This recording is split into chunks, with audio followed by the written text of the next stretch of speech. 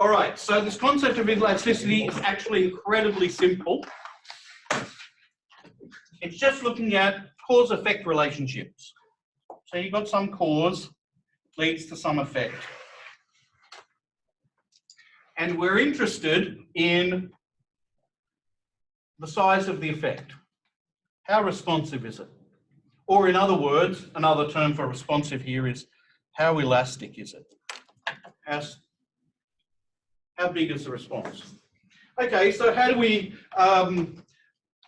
measure or represent the size of this response? What we don't want to do is represent it in absolute terms. So for example, if we got cause and effect, let's say, this can be for literally any cause and effect. It doesn't have anything, it doesn't have to do with economics necessarily. Right? Economics uses it, but it can be for all sorts of things. So if you engage in exercise, what happens to your weight? Say, you can do that. So we could say, I exercised an extra 1 hour a day and my weight decreased by 3 kilograms, say. Can I compare those two things? What's that mean? How could I compare them? In absolute terms, it doesn't really make any sense, these absolute terms. But what if I said, I increased the amount of exercise I did by 5% and my weight fell by 5%?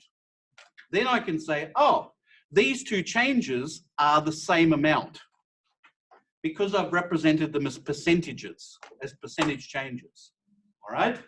So that's what we want to do here. We want to represent the cause as a percentage change and the effect as a percentage change. You can see what we're doing is quantifying now.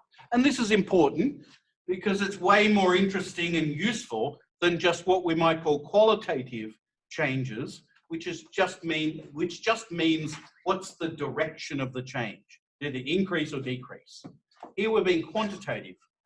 So if we took the example of the price of a product and its effect on the quantity demanded, you know either from last week's work, or you knew just by virtue of the fact that you live in the world, that when the price of a product goes up, it tends to be the case that the quantity demanded falls, all other things being equal. Yeah? Something gets more expensive, people buy less. Something gets cheaper, people buy more. Now, if you were to go home to your loved ones and say, oh, guess what I learned last week? When things get more expensive, people buy less. And when they get cheaper, people tend to buy more. Then your loved ones would say, you're wasting your money, everyone already knew that. Right? You didn't need to learn that at university.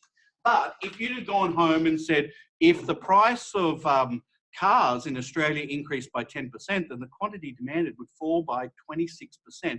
Then your loved ones would say, that's very interesting, I didn't know that. What we're doing is quantifying it, that change in the quantity demanded due to the change in the price. Okay? That's what elasticity is about. How big is that response? How responsive is the effect to a given change in a cause?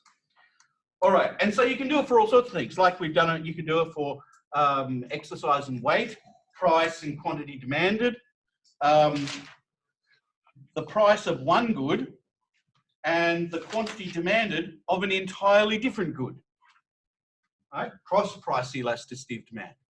Change the price of one good, it causes a change in the quantity demanded of a different good. Price of one good, the quantity supplied of a different good. Income and the effect on the quantity demanded. Advertising spending and the effect on quantity demanded. You can do it for all sorts of products. We could do it for interest rates and the effect on investment spending. Right? So you can tell whether you're starting to fall into a liquidity trap by trying to measure the interest rate elasticity of investment. Okay? So you can use it for all sorts of things. Just as measuring percentage change in cause, relative to percentage change in effect. All right, now what we want to do is to represent that with a single number. Okay? We want to boil it down to a single number, or we can call it coefficient, an elasticity coefficient. So what we'll do is we'll just take the effect, measured as a percentage, divided by the cause as a percentage change. Voila, we've got a ratio which boils down to a single number. For example, if we were taking price, remember it's a percentage change, causing a change in the quantity demanded. Let's say, I don't know, the price goes up by 2% and it leads to, causes a decrease, we'll put a negative sign indicating a decrease, causes a decrease of 10% in the quantity demanded of the product. So we've got a single number summarizing this relationship. So we've got a coefficient of 5.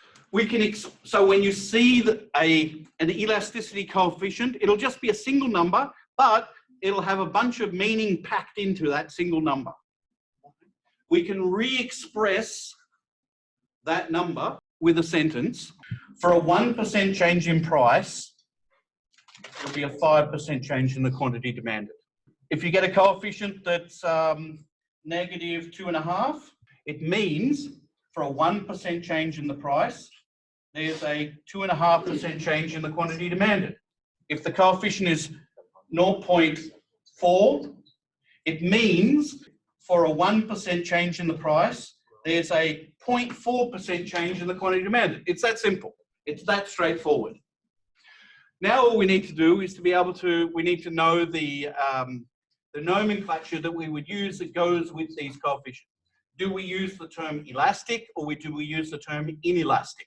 And so we've got a rule for that, and it's just a rule for definitions. So the rule just says that if the effect in absolute terms, so ignoring the sign, whether it's negative or positive, if the effect is greater than the cause, then by definition, this is elastic. If the effect in absolute terms is less than the cause, remember this is all measured in percentage terms, by definition, this is inelastic or relatively unresponsive. If it's elastic, then if you were to write out the fraction, it's always going to be, if you were to write out that fraction of effect over cause, this number is always going to be greater than 1 in absolute terms. It's always going to be greater than 1. Okay? So if the effect is 5 and 1, that's greater than 1. 2 and 1, it's greater than 1, and so on. 1.1 is greater than 1. When the effect is smaller than the cause, that coefficient or ratio in absolute terms is always going to be less than 1. This is mathematically the case. So if it's the coefficient is 0.5 over 1, that's less than 1. If the coefficient were 0.9, that's less than 1. That's elasticity in a nutshell. Got it? If you understood all of that, you now understand elasticity. Okay, so now we're ready to answer the questions. I'm just going to cut to the chase. I'm not going to read all that out. We'll just cut to the chase. The price elasticity of demand coefficient for petrol in Europe in the short run over the period of about a year is negative 0.25, a quarter. So if you see a coefficient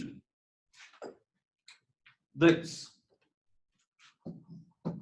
0.25, you now know how to interpret that based on what I just said around about 1.5 minutes ago. Okay?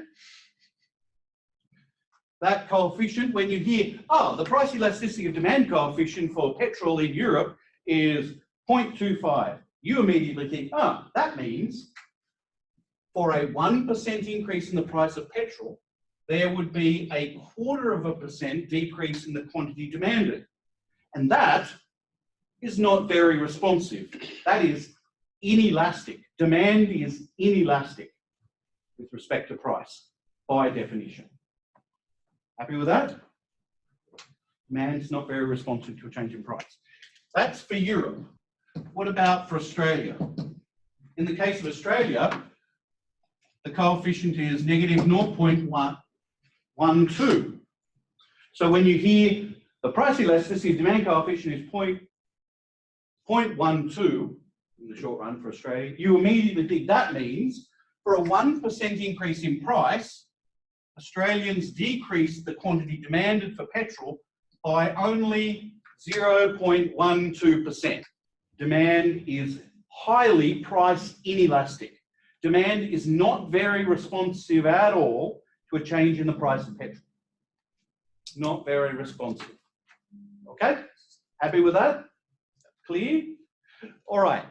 In fact, it's Australian petrol consumers are less responsive to a change in the price of petrol than Europeans. So now we can ask the question, why would that be?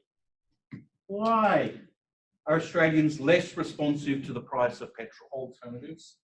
Alternatives? You want to turn that into a sentence? Europe has a fantastic public transport network, whereas in Australia you've got vast distances that need to be covered that just cannot be covered by public transport.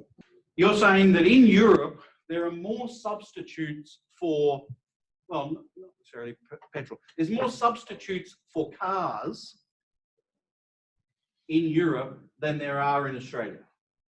Buying petrol is not as urgent an issue in Europe than it is for Australian households. Make sense?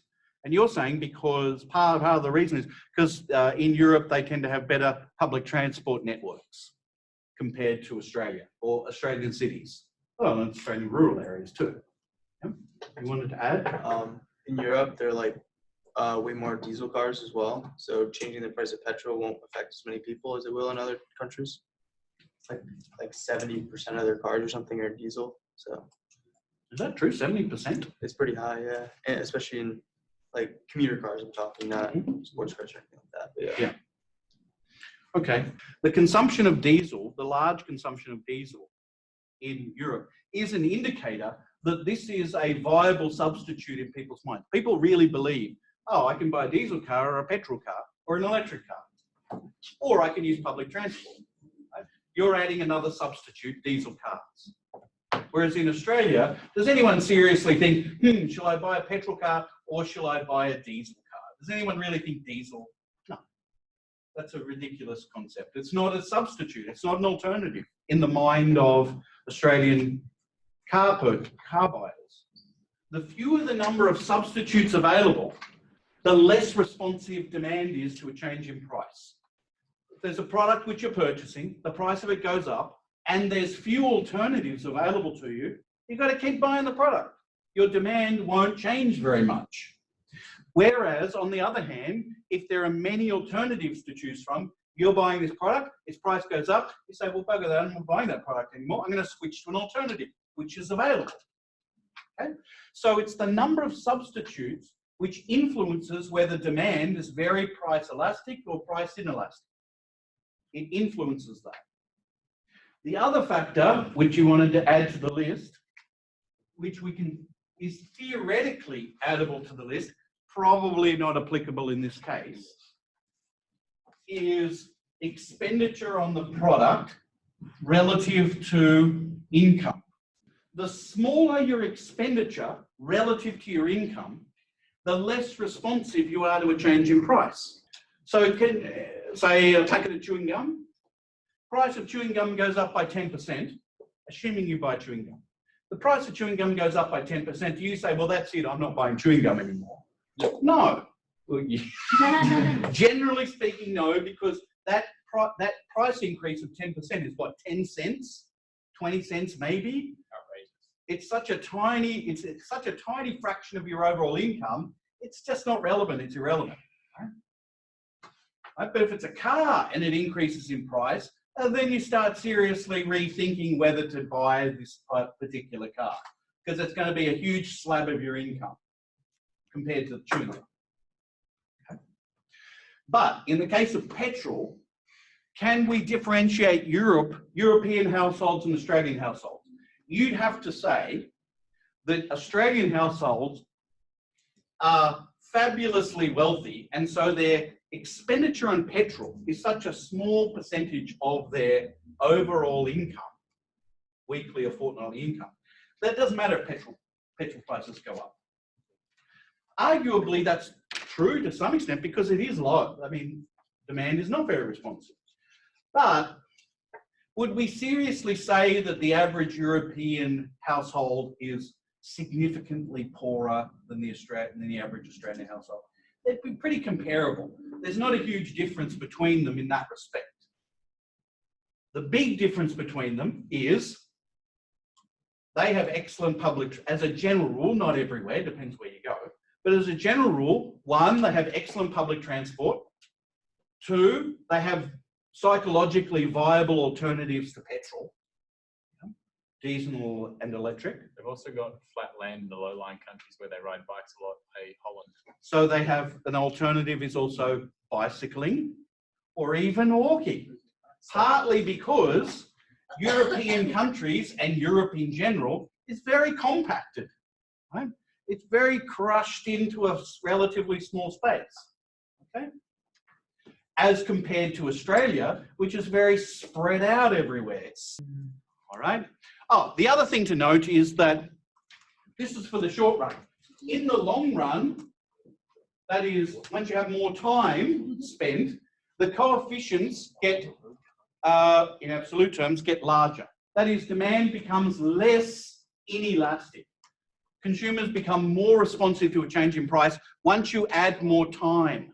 Once you give them time. Why would that be the case? If you add more time, you give people more time, why does their demand for anything become more responsive to price? Is it because the expenditure relative to income increases? No. Save money. No. Got more time. Got more time to do what? Work. Find substitutes. You got more time to find substitutes. You've got a very limited amount of time. The substitutes are whatever is in front of you. Right? You've got more time, you can search around and find more alternatives. The more substitutes you find, the more responsive demand is to a change in price. Right? That's why, let me give you a practical example as well that's related to cars. That's why when you go onto a car park lot to buy a new or used car, the salesman will come in and say, if it's say let's say it's a second-hand car. Because second-hand cars are unique, each one's a bit different. And you're looking at a particular car, the salesperson will size you up, figure out, try and discern, you know, how interested you are in the car, and then they will pitch you something along the following lines. Yeah, I can see you're really interested in this car. This is a great car, and I think this is just the car for you. This is really suited to you. I can see it meets your needs. Unfortunately, I had another guy come in earlier today, and he was really interested in the car as well. Now, I like you, and I think you're a good guy. I want to hold this car for you, but I can't hold it forever. I need you to make a decision really today about whether you want this car or not. You know, you need to make that decision now. What are they doing? They're limiting the amount of time for you to make a decision, so you can't go around looking for alternatives. Right? So your demand is not responsive. Let's now think about the revenue that can be, what happens to revenue when we know about price elasticity of demand? You can calculate revenue. Revenue is a simple equation. Revenue equals the price of the product times the quantity sold. Very simple.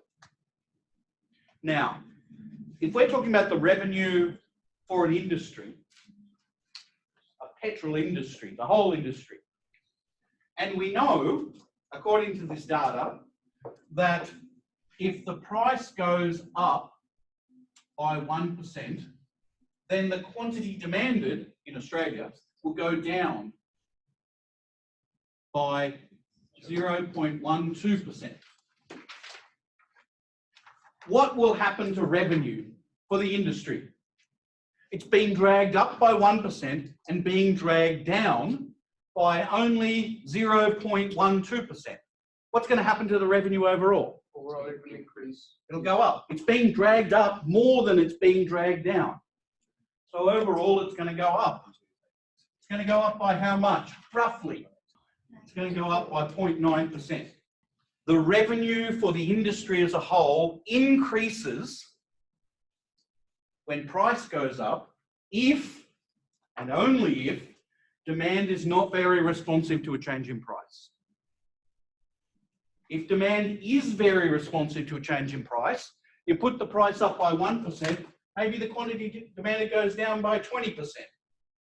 Revenue would collapse. Okay? So because petrol is a price inelastic product, when its price rises, for the industry as a whole, revenue rises. Okay? What about if just your local petrol station increased their price, however? Would it hold true? Would this hold true? No. Why? Well, because OPEC exists. I don't think that big. Just your local petrol Because there's station. more competition. There's From- more alternatives from other fuel stations. Exactly. If we reduce it just to your local petrol station, right? If we're talking about the industry, what are the competitors for the industry? There's some, but you know, they're not worth writing home about. Okay. Your local petrol station, however, faces a lot of alternative, faces a lot of competition, a lot of competitors. There's a lot of substitutes available to you as a consumer. When your local petrol station puts their price up by 10%, you can go to the next suburb and buy your petrol there. You can go to any suburb around you and buy the petrol cheaper, perhaps. Okay?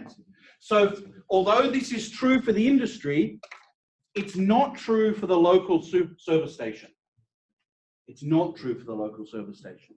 Okay? For the local service station, there's a lot of alternatives. So demand for their particular petrol will be price elastic. It will be responsive to a change in price. Okay. All right, let's move on to advertising. Now, in one of the videos which you didn't watch, which was one of the last ones about advertising expenditure, I said that you can use elasticity to talk about a change in advertising expenditure leading to a change in the quantity demanded. And this is a way, this elasticity of advertising expenditure is a way of trying to get a clue as to whether a campaign, an advertising campaign, is successful or not. Okay? If you increase your advertising spending by 10% and there's an increase in the quantity demanded by some amount that you hopefully targeted or more, then you say that's a successful campaign. If you increase your advertising expenditure on a new campaign by 10% and the quantity demanded for your product doesn't change at all, then that was an unsuccessful advertising campaign. You know, that was a waste of money. That's one of the measures, this elasticity measure, is one of the ways in which you can make a judgment about the success or failure of an advertising campaign. Advertising expenditure goes up by 10%, quantity demanded falls, then that's a really successful unsuccessful. You've actually driven away customers with your campaign, okay? Which is pretty rare, but it's possible to do it. There are, you can look up famously, just Google famously unsuccessful advertising campaigns. There's a whole bunch of them that have offended customers and led to a reduction in demand. Anyway, that's not what we're going to talk about here. That's not what this is about. This is where you have an advertising campaign which impacts on price elasticity of demand, how responsive consumers are to a change in price. So here we got some examples. These are real life examples. So let's take the case of Heineken. Before we go any further, let's just think about Heineken beer. Do you think, all other things, ignoring an advertising campaign, do you think that the price elasticity of demand for Heineken would be high or low? Would it be price elastic or price inelastic for Heineken beer? Inelastic? Anyone think the opposite? Heineken beer, very responsive to a change in price. Price goes up, quantity demanded collapses. You're saying it's inelastic. Price goes up, not much happens to the quantity demanded. Stays pretty much the same. Heineken, no? Elastic, you think it's elastic? But it's Heineken. If you're buying Heineken, you're buying Heineken. There are competitors. There are competitors. Depends how much. Depends on how much you get. It is a premium beer. Like you're already paying more. Yeah. So do you think there's substitutes? Try and think of it rather from your personal perspective. Try and think of it from the market perspective. Are there alternatives to Heineken beer? Yes. So it is less. Yes. Are there many alternatives to Heineken beer? Yes. Yes. First, there's all the other beers. That's a start. And then there's all the other liquors. And then there's all the non-alcoholic ciders and blah, blah, blah, right? And so on. There's actually there's all the liquids that you could conceivably drink in a recreational context. They're all substitutes, aren't they, at the end of the day, to some degree or other. So there's actually a lot of substitutes for Heineken. So we would expect that the problem for Heineken company executives is demand for their product is highly price elastic. So is that something you'd want to be the case if you're the company executive of Heineken? No. No. You want to be able to put up your price, customers stay, and so you'd get more revenue from that, right? Rather than lose all your customers and your revenue would fall. So what you need is a campaign that changes people's minds so that they come to think of it, so they're less responsive to a change in price. Here we go. Heineken refreshes the parts that other beers cannot reach. What are they trying to do with this ad, with this slogan? Persuade. Persuade what? What persuade you to think what? That it's better than other. Yeah. Think in terms of the things that affect the price elasticity of demand. Yep. They're trying to say it can't be a substitute. Right. They're saying Heineken doesn't have any substitutes. It's special. It's a unique product. It can reach places that no other beer can. It's unique. Yeah. Right? They put up the price. Where are you going to go for the beer that can reach places that other beers can't? There's nowhere else to go. You've got to go with Heineken. You're stuck.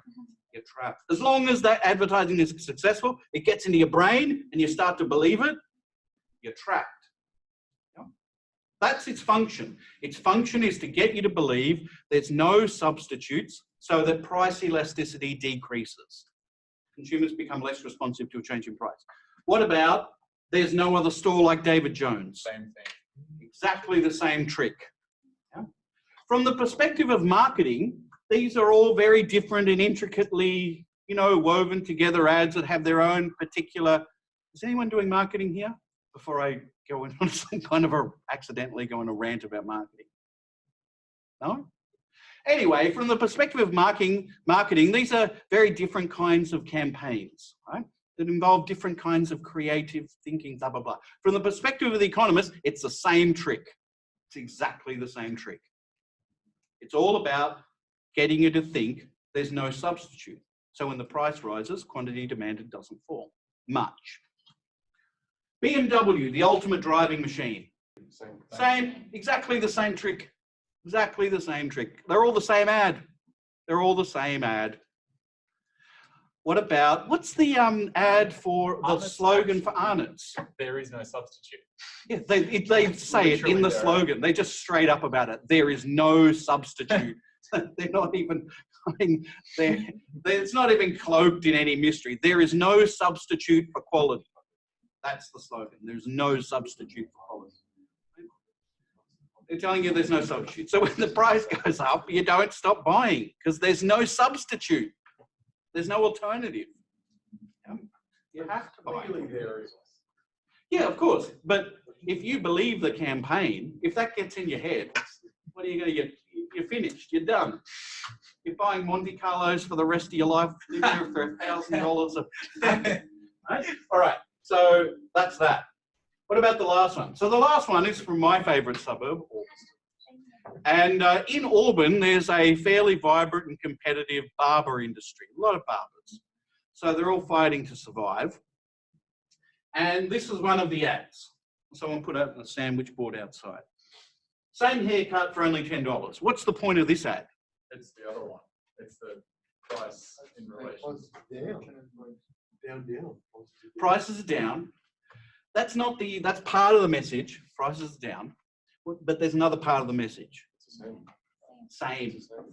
We're not producing some kind of unique product. We're not producing the ultimate haircut machine, or, there's no other haircut like, Moe's or anything. It's not that kind of ad. It's saying we're producing exactly the same thing as everyone else. We're producing a perfect substitute. Yeah? The only difference is we're cheaper. We're not producing better quality. We're not producing lesser quality. We're producing exactly the same thing. It's just cheaper. What they're trying to do is to get you to think there's substitutes available. There's alternatives. And that means demand will be highly price elastic. Demand will be sensitive to the change in price. Right?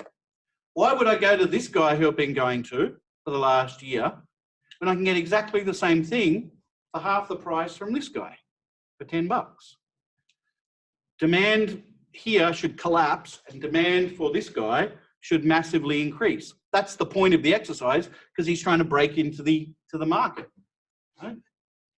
So he's gone with this strategy of, I'm not producing a boutique special product, right, where you get personalized service and blah, blah, blah. I'm producing the same thing as everyone else.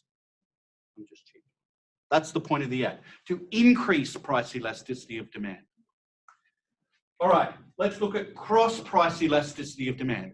Cross-price elasticity of demand is when, as I've said before, a change in the price of one good leads to a change in the quantity demanded of the other. The only thing, or the main thing that's interesting here is when the price of one good goes up, what happens to the quantity demanded of the other? Does it go up or does it go down? If they're substitutes, when the price of Mars bars goes up, people stop buying Mars bars and they buy the substitute, Snickers. So if price goes up and quantity demanded of a different product goes up, those two products must be substitutes for each other. If, on the other hand, the price of a product goes up and a different product's demand goes down, then we say, oh, these must be complementary goods. When the price of let's say, the price of petrol increases to $10,000 a litre, what happens to the quantity demanded of cars? It collapses. People are not going to buy a car if you can't afford the petrol. Price goes up, quantity demanded of a different product goes down. That tells you these goods are complementary. They're complementary, not substitutes, they're complements. All right. Here our example is about McDonald's and Hungry Jack's. So what's this slogan supposed to do to the cross-price elasticity of demand? Let's think about what would the cross-price elasticity of demand of Hungry Jack's and McDonald's be? Price of Hungry Jack's goes up. What happens to the quantity demanded of McDonald's? Goes up because they're producing burgers.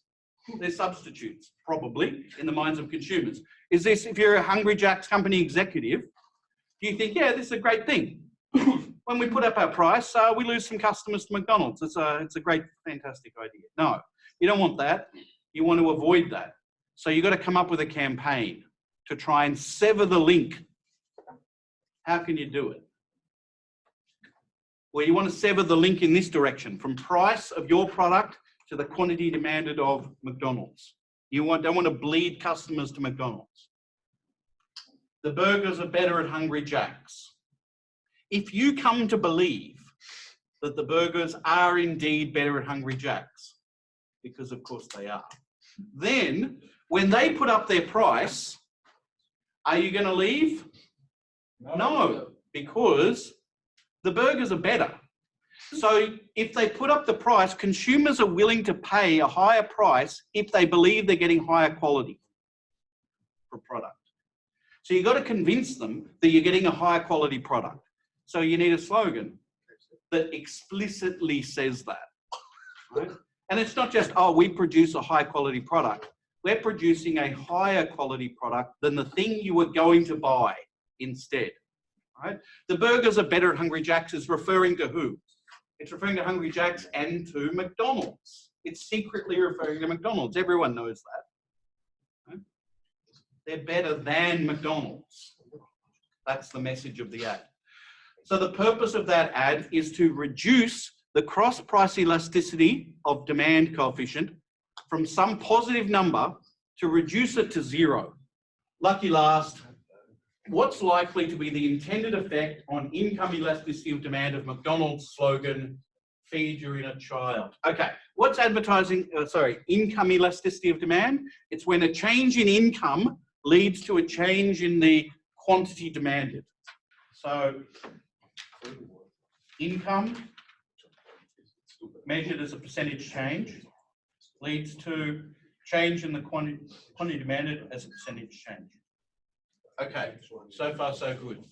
Now, if when you increase income, your income goes up, so it's positive, it leads to an increase in your quantity demanded, that's positive, then we call this a normal good.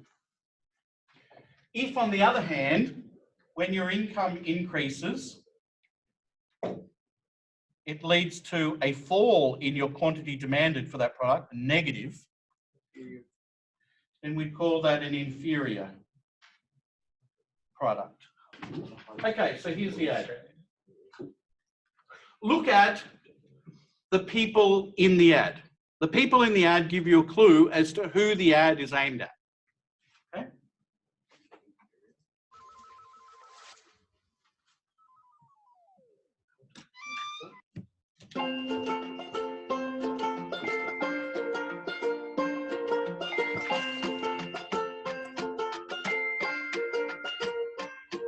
Oh me, oh my me, my, a funny thing, my.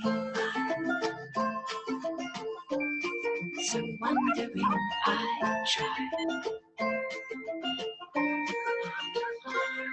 I see, I spy, my me, my eye, spy my little eye. Spy my me, oh my. My me. My.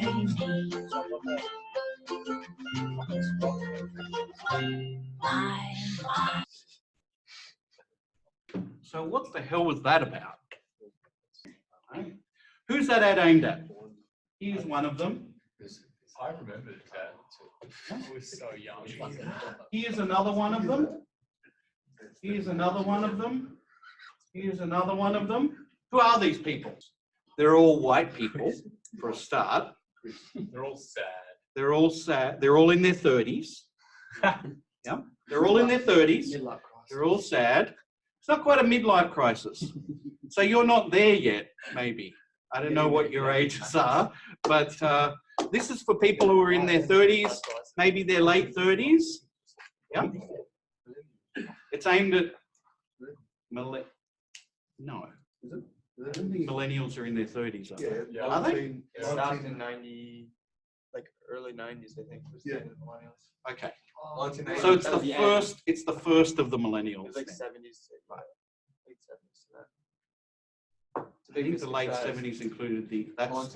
That's Generation X. I think. Anyway, let's not worry about that. It's people who are in their 30s at the time. Anyway, people who are in their 30s. It's people who are in their 30s who are. They don't have kids.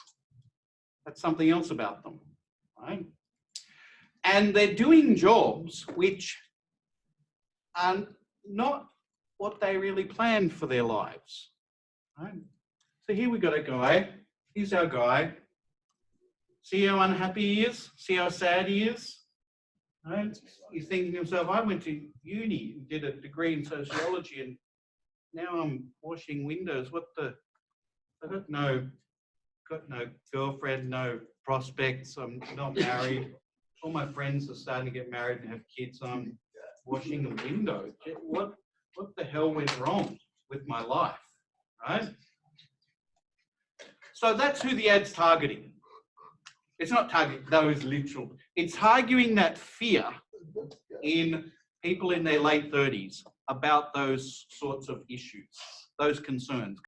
If you look like this person, you're meant to look at this and at a subconscious level identify, see, oh, that's me. Yeah, that's me in the ad. Nonetheless, there is a place you can go. Remember when you were happy? Remember that time you were happy? When you were free, it was carefree, no worries in the world. Everything was fantastic. Yeah? Your parents really, really loved you and all of that. You remember when they took you to McDonald's? And it was so happy and fun, and you had a happy meal. A happy meal. You were happy. Yeah? This was a happy time. Yeah? You can go back to that. You can go back to that time. You can. You can be happy again. Right? That child still lives. That child is within you. It's still alive within you. But you have to feed that child. If you don't feed that child, what happens to the child? The child dies. You know? You have to feed the child. What do you feed the child? The thing that makes them happy. McDonald's. Yeah?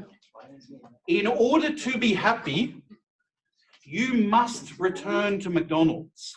That's the message of the ad. That's who. It's not necessarily targeted at you particularly, right? It's targeted at a particular group of people. Why that group of people? What's the deal with that group of people? No. It's because they're not depressed or anything like that. That's just part of the ad. The ad's meant to make you feel like that's the case. The problem is that when you're in your teens and 20s, McDonald's is a normal product. But as you transition into your 30s, this happens. Yeah? McDonald's becomes an inferior product. At some point in your 30s, if it hasn't happened already, you will start to think that McDonald's is really for kids. It's a bit immature. Right? You'll stop going to McDonald's restaurants and you'll start going to actual restaurants. Yeah, instead. You'll transition to a different kind of phase in your life. And that's a problem for McDonald's because there's this group of 30-year-olds who now, right, 30-year-olds are on the up and up. Right? They're going to be promoted over time. Their incomes are going to rise. And what are they doing? Oh, they're decreasing their demand for McDonald's. You've got to get away from this. The advertising campaign is designed specifically to get 30-year-olds to come back to McDonald's. This is a 10-year-old ad. To get 30-year-olds to come back to McDonald's. Most advertising is about trying to change, or not most, much advertising is about trying to change elasticity. Either price elasticity of demand, or income elasticity of demand, or cross-price elasticity of demand. So statement one, the price elasticity of demand for petrol in the outer western suburbs of Sydney is lower than in the inner city. That's true, because in the inner city there's more options available, more substitutes. In the outer suburbs there's fewer substitutes. So that's true. Question two, when a product has many substitutes, its price elasticity of demand is relatively high. That's true. See previous question. Three, the price elasticity of demand is insensitive to time. That is, it doesn't change over time. If you have more time or less time, it doesn't change. I went on and banged on about that with the used car salesman. Yeah. Time matters. So that's false. Question four, if the price elasticity of demand for electricity by households is 0.3, when electricity suppliers increase their prices, their revenue will increase. Well, the price elasticity coefficient is less than 1. So that means demand is price inelastic, which means that when you put up the price, the revenue rises. So that's true. True. As it is written there.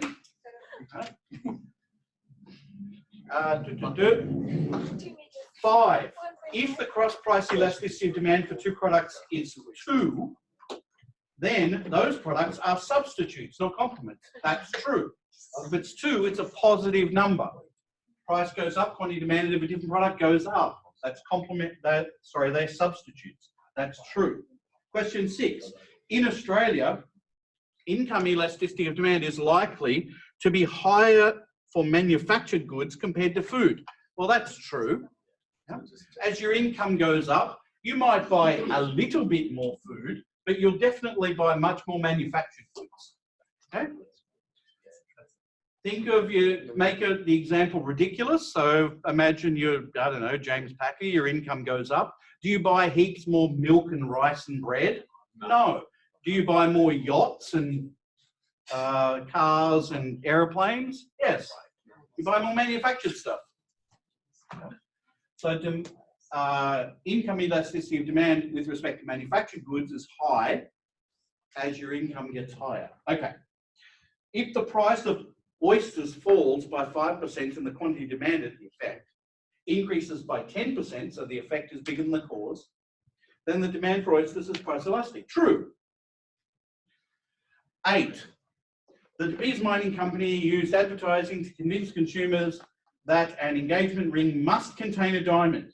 This causes the price elasticity of demand for diamonds to fall. True. Yeah. If you can convince people that there's no substitute, you can't, for an engagement ring, so females in the room, if you have some kind of belief that an engagement ring should have a diamond, diamond, can you think of a substitute? Would you accept an engagement ring that had a ruby in it? No. No? You just flat out said just no, like you didn't even think about it. So yeah, a ruby, an emerald, no. It's got to be a diamond. There's no substitutes.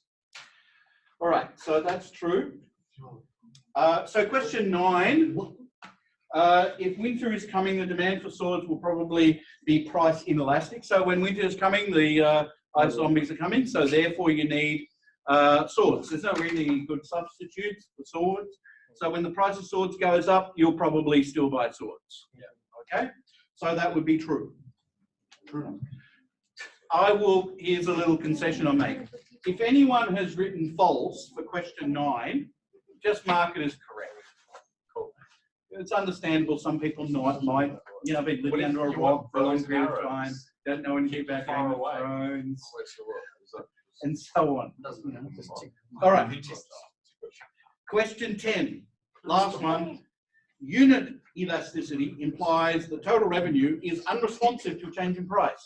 Absolutely true. True. Yep. That is that.